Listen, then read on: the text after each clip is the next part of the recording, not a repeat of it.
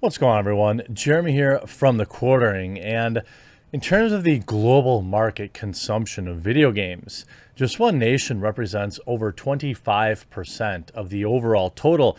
And that, you might be surprised to hear, is actually coming from China. Back in 2018, that's the latest numbers I could find.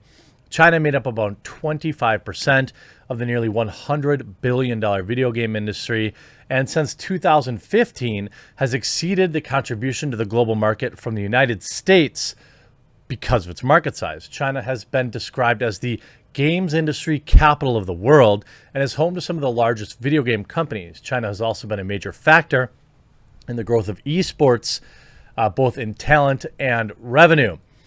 The Chinese market is gigantic, and that's precisely why so many Western video game developers are so willing to sell themselves short or sell out the Western market, because even a mild hit in a market that gigantic is a huge revenue maker.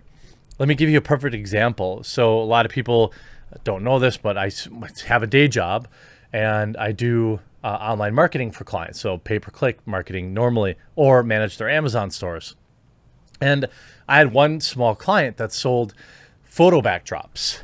Pretty simple product, they're like the green screens nowadays.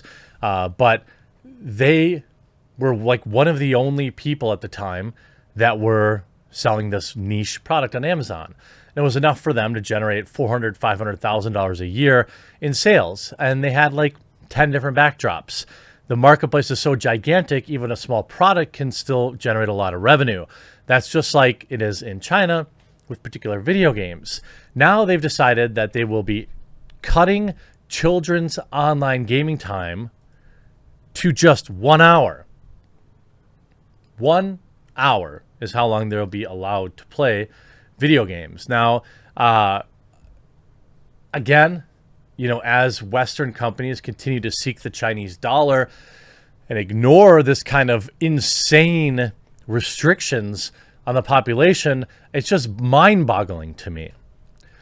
The National Press and Publication Administration told the state-run news agency propaganda outlet that the game playing would be allowed only between 8 p.m. and 9 p.m. It also instructed gaming companies to prevent kids from playing outside these times. That means, by the way, if you want to enter the Chinese video game market, you're going to have to lock your game down 23 hours a day.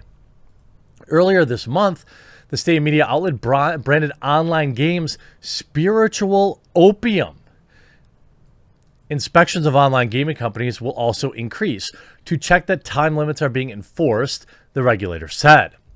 Earlier rules had limited children's online gaming playing to 90 minutes a day, rising to 3 hours on holidays. The move reflects a long-running concern that the impact of excessive gaming on the young. A month prior to the latest restrictions, an article published by the state-run Economic Information Daily claimed that many teenagers had become addicted to online gaming and it had a negative impact on them. Well, I think that, spending in disproportionate amount of time on anything or most things generally has a negative feedback. In July, Chinese gaming giant Tencent announced it was rolling out facial recognition software to stop children from playing between 10 o'clock at night and 8 o'clock in the morning, I'm guessing. The move followed fears that kids were using other people's IDs to circumvent the rules. Now, it's interesting to me just how many people, how are they getting around this? Because how do you train to be a esports player, but you're only allowed to play 1 hour a week? I assume they have some sort of exemption. If you look at the Wall Street Journal, China limits video games to 3 hours a week for young people. New regulations will ban minors, that's anyone under 18, from playing video games between Monday and Thursday. So you're allowed to play only on the weekends and only for 1 hour a day. This is the government, saying this. The same government also puts Muslims in literal camps, but, it's fine. Blizzard still wants the Chinese dollar.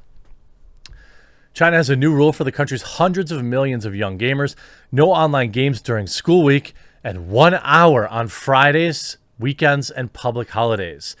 China on Monday issued a strict new measure aimed at curbing what authorities describe as youth video game addiction, which they blame on a host of societal ills, including distracting young people from school and family responsibilities.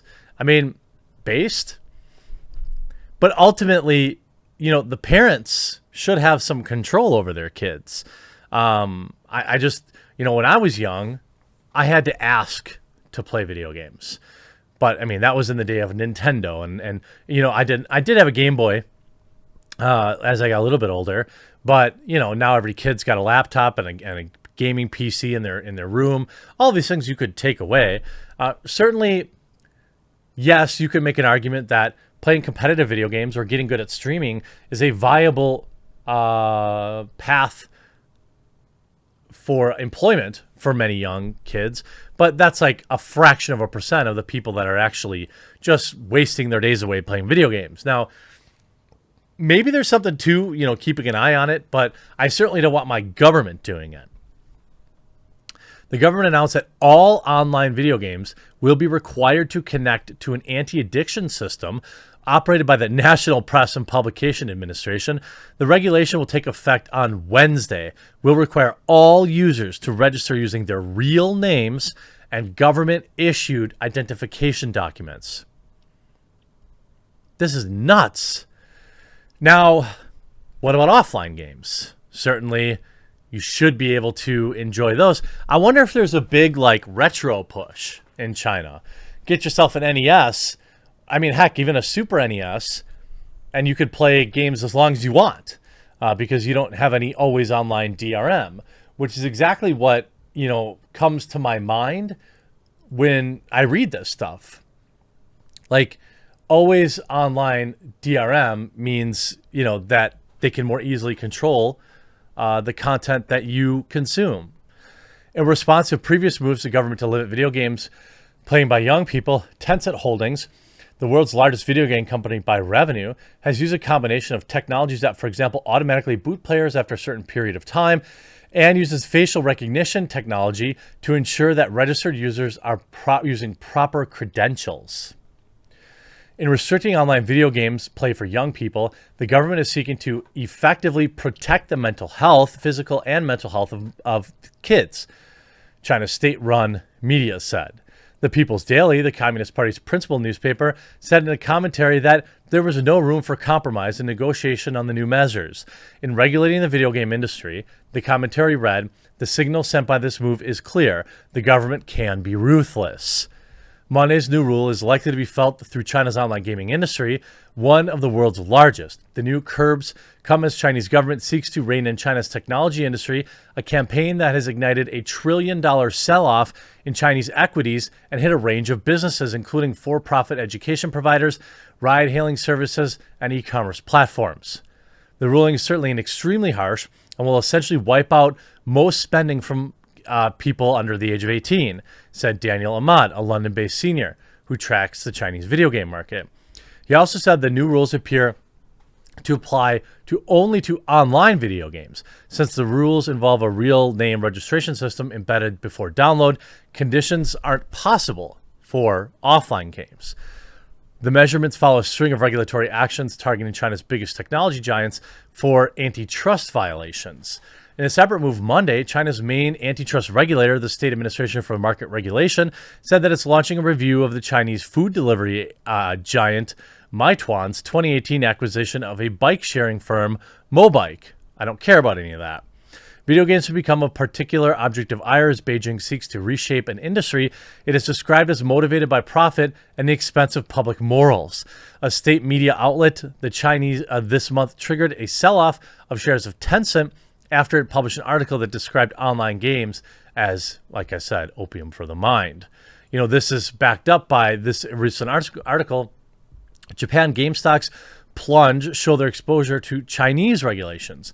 The market in and of itself is brutal. Now, Tencent makes enough money here in the United States, and they're happy to do that. In fact, you can look at today, well, the market's already closed, maybe? No, it probably trades on the... I'm not sure if it trades in the US or not, to be honest with you. Since it is, of course, headquartered in Shenzhen, China. But you can see it's down 4% over the past few days. Maybe this is right where the news broke. I'm not exactly sure. But if you needed another reason to hate the Chinese government, gamers, again, continue to be the most oppressed people on the planet. I hope you enjoyed this video. We'll talk to you again real soon.